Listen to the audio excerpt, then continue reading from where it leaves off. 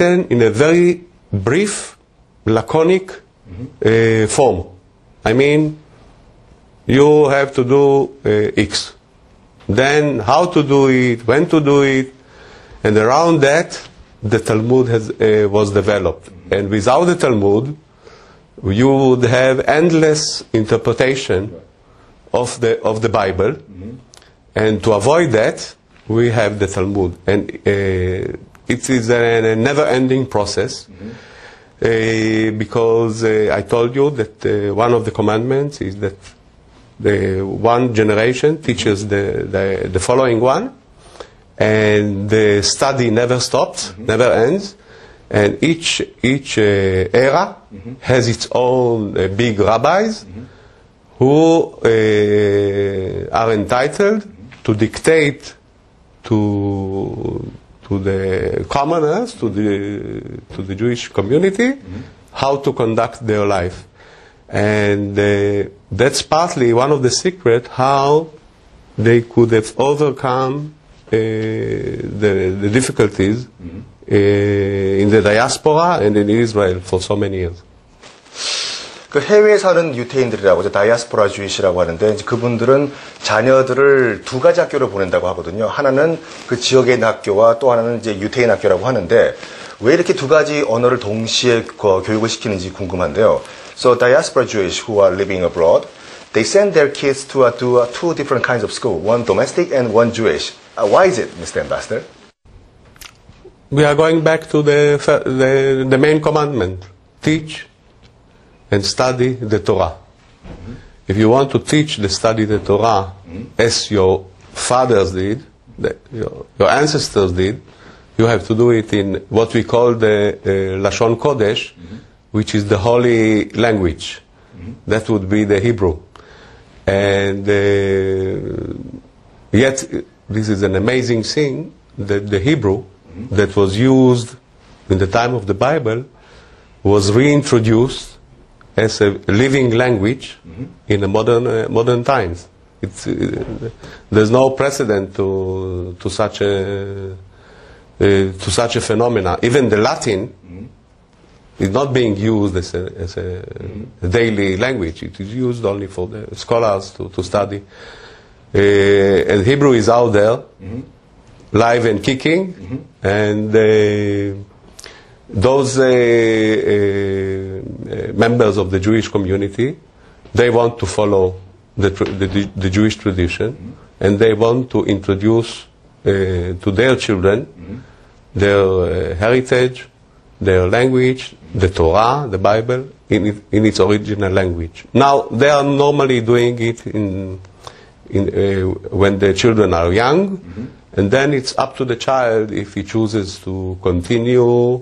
Many of them end up coming to Israel. That's also a very important function, because in those schools, they are not only teaching them Judaism, they are teaching them also the history of the people of Israel and Zionism and the importance of the revival of the Jewish state in Israel.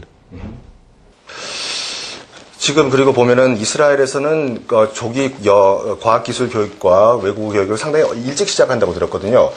보통 이제 초등학교 2, 3학년부터 이제 영어 교육이 실시된다고 들었고, 많은 유태인들은 완전 퍼펙트한 영어 스피커 능력을 갖고 있는데, 이스라엘에서의 영어 교육은 어떻게 실시가 되는지 상당히 궁금합니다, 대사님. So the foreign language education has been reinforced in Israel, starting as early as in the second or third grade in elementary school. So how is the foreign language education, especially English education, is organized in the country? Right.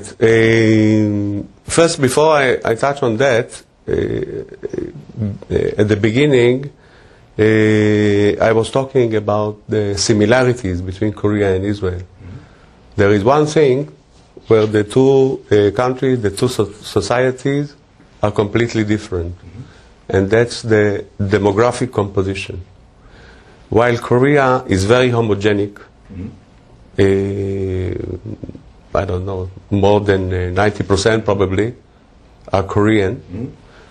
In Israel, mind you, in 1948, The number of the Jewish people in Israel was 600,000, and now we are in a total of 7.5 million, of which about 6 million are Jewish people.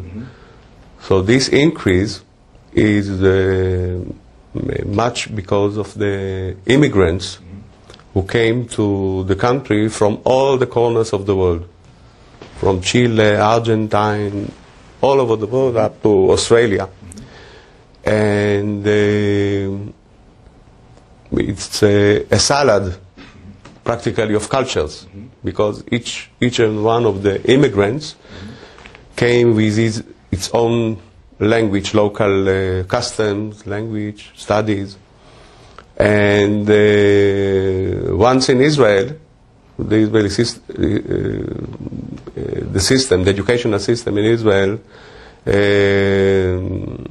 had developed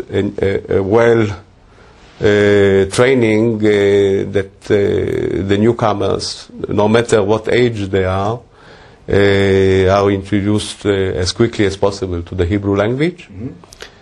And the effect of the ability to speak many other languages.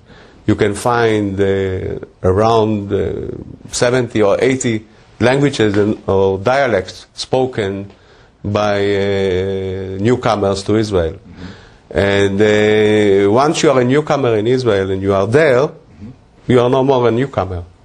You are an Israeli, 100% Israeli.